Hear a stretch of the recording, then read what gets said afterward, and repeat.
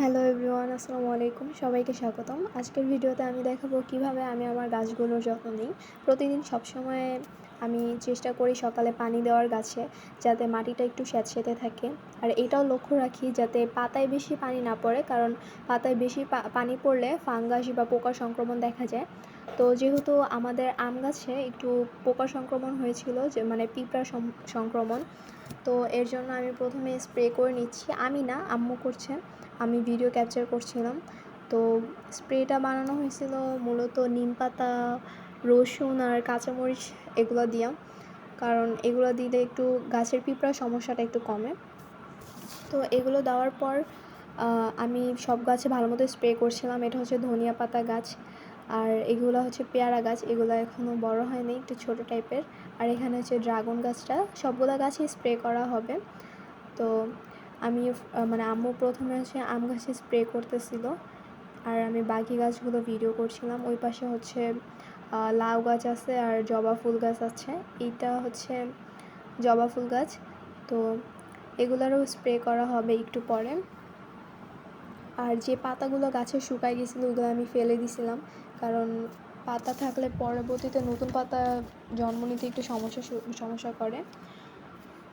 তো আমি সবগুলো গাছে পানি মানে স্প্রে করা শেষ হওয়ার পর, সবগুলো গাছে স্প্রে করার পর আবার নতুন গাছও লাগানো হয়েছিল, ওগুলো ক্যাপচার করা হয় নাই। আর সকালে পানি দেওয়ার সময় ওইগুলো ক্যাপচার করা হয় নাই। স্প্রে যেগুলো বানাইছি ওইটাও ক্যাপচার করা হয় নাই সময় স্বল্পতার কারণে। তো এরপর হচ্ছে এই যে পেয়ারা গাছটা আমরা স্প্রে করতেছি। এটা হচ্ছে ছোট যে পাতা পাতা এগুলো হয়েছে, আর এটা হচ্ছে পেয়ারা গাছের মধ্যে সবচেয়ে বড়টা। আর ওই পাশে যে পাতাগুলো ফেলে ওইখানে রাখা হয়েছিল। তো এগুলো আপাতত এই কয়টাই গাছই আমরা আজকে স্প্রে করব। তো এই স্প্রেটা আমরা নতুন ট্রাই করতেছি, যে দেখা যাক এটা হয় কি না, কোনো কাজ করে কি না। তো এখন হচ্ছে সবগুলো গাছই স্প্রে করতেছিলাম।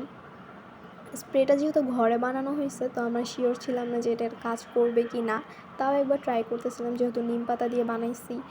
তো এরপর হচ্ছে পেয়ারা গাছে স্প্রে করা হচ্ছে, তারপরে ধনিয়া পাতা গাছেও স্প্রে করা হবে একটু করে, যাতে পাতার বা ফ্যাঙ্গাসের সংক্রমণ না হয়।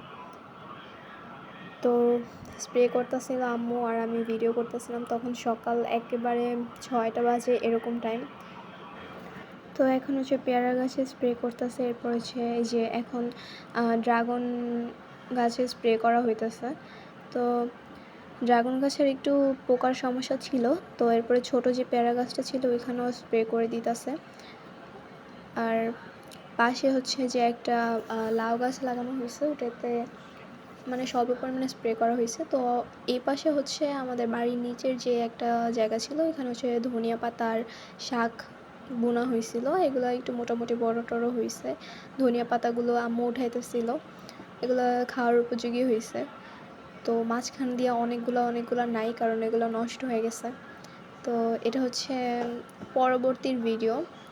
এখানে অনেকগুলো পাতা নাই। ওই পাশে হচ্ছে বস্তা রাখার কারণে আর শাক পুরাটা লাগানো হয় না, এগুলো লাগানো হবে বস্তাগুলো সরানোর পরে।